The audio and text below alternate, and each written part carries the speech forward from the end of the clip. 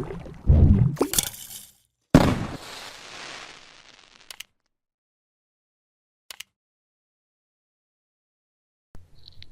عليكم ورحمة الله وبركاته. كسر دواء شبكة دلقة برتعلم التكنولوجيا جودهان تدا الله يقان تجمال وأنا يومين عبدي ويوم العرفة ما شاء الله.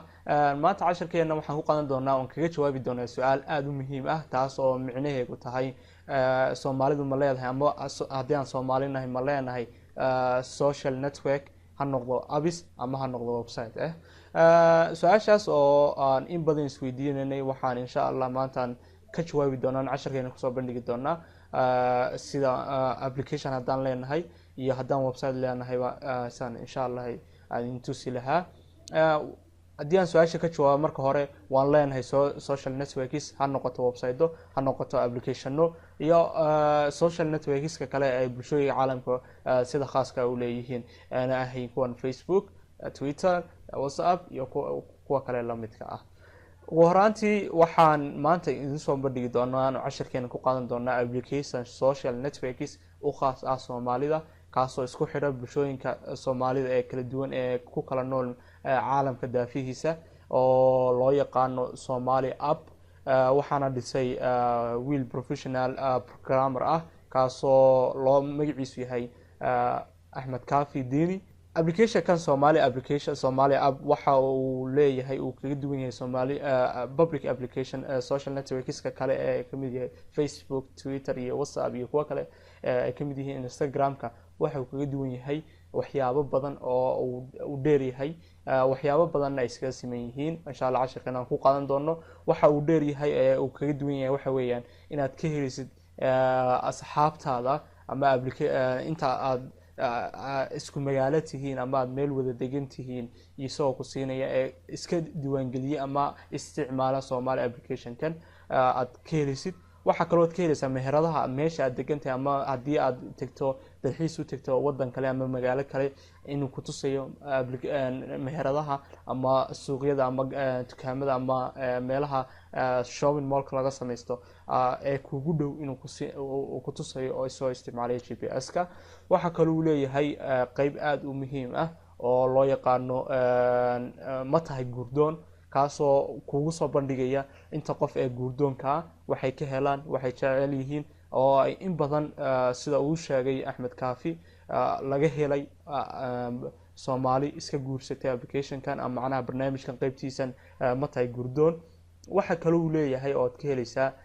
warar ama newsiskii latest newsiska ku saabsan dhacdooyinkii ka dhacay Soomaaliya soo ku xiran website khaas ah oo ay share yihiin kaasoo waxaan u maleeyaa in every 10 minutes la refresh gareeyo si aad u heshid wixii wararkii ugu dambeeyay ee caalamka ka dhacay ha noqoto Soomaaliya iyo haddii ay noqotoba meelaha kala duwan ee caalamka kamid ah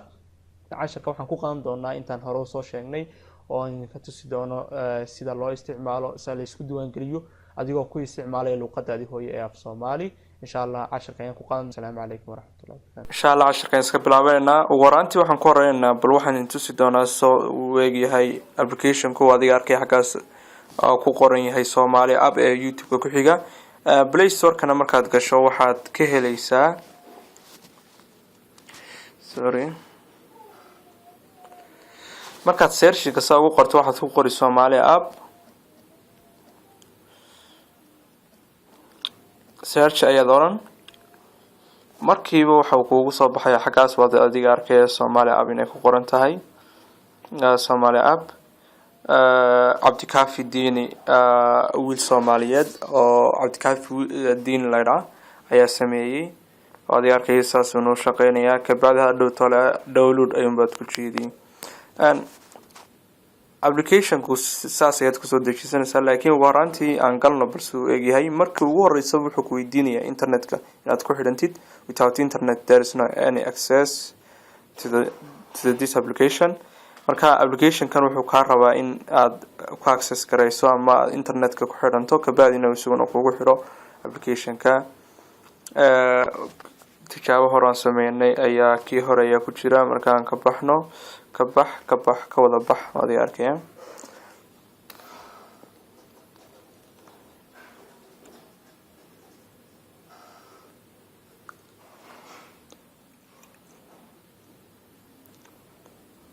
aan ku noqonaynaa aan ku noqono ka wada baxay marka mar labaad aan ku noqonaynaa marka saa kugu soo baxo ka interface-kiisa hore intaanad ku jiidin ama meel kale aan taaban marka ugu horeysa in af Soomaali ku bedelo waayo mar hadii aan ku yiri waa application Soomaali iska leedahay markiiba waxaad filanaysaa in luqadii Soomaaliga ay ku xiriirsan yahay salaajligeed uu ku xiriirsan wadi arkaya saaxiibo cusub baro la kulan digaaga wadi arkaya in ku qoranta xagan marka saddex option ay ku siinayaan inaad account-kaaga Facebook ku xiriiriso inaad hore u lahayd password-ku geliso iyo inaad ku cusub samaysato furo account cusub ku jiid markaad furaysid ku cusub tahay ka bacdi magacaaga ayaad ku qori xaqana waxaad ku qori magaca aabaha emailka jinsiga rag iyo dumar okay dhalashada waad ku jiidi oo waad ku save gareysan xilliga dhalatay istiwaan galigood markaan ku jiidi marka hore ayaan sameeynay mid hore marka kii hore ayaan galeynaa aan ku jiidno okay emailka ayaan waxaan password-ka ayaan galeynaa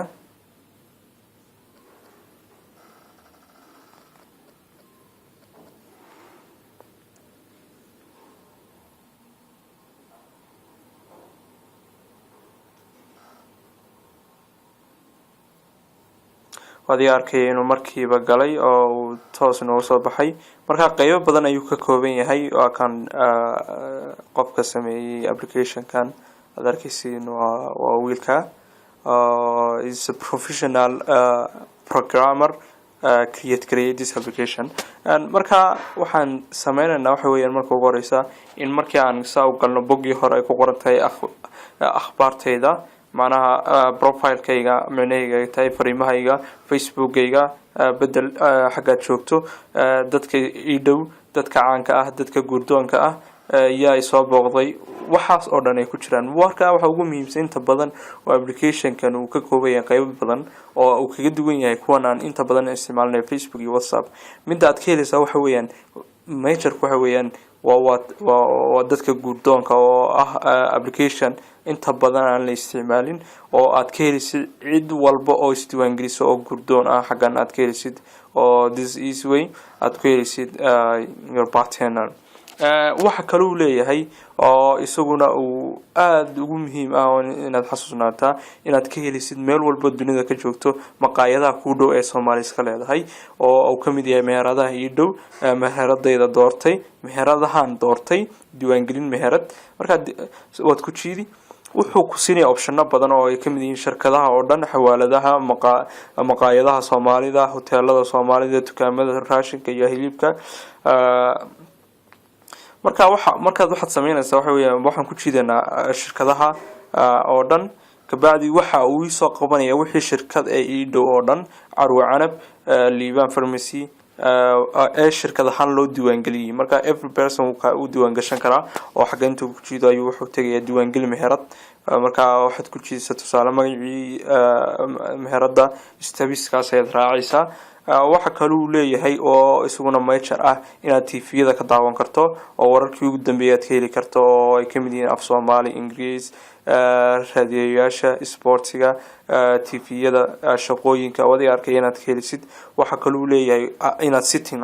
isagu gaar warbixin xogta af Soomaali marka easy way waxaad ka helaysaa oo kale chatting-kii oo kale dadka online-ka yaa iga ay sooray waa kan asxaabta waa kan yaa isticmaalaya hadda isticmaalaya ku qoran marka waxaad raadinaysaa inta qof ay isticmaalaysa online-ka ka bacdi uu noo raadinayaa sugeynaa wadiga arkaya in dad badan oo soo qabtay oo aad arkaysid intaas oo qof ay ku jiraan marka aad rabtay inaad qof la hadasho si general waad ku duljiidi ka bacdi wuxuu ku geenayaa bog uu kugu tala galay oo aad fariimaha ku diri karto you have visitor wadiga arkaya ka bacdi waxaad sameynaysaa fariin u dirayaad xaga ku qoran fariinta ayaad ku jiidi ka bacdi waad u diri refresh mad hadhowna siin markaad qofka u dirto wuxuu kugu soo jawaabo saad u aragto application-kan waa mid u khaas Soomaalida oo inta badan dadka Soomaalida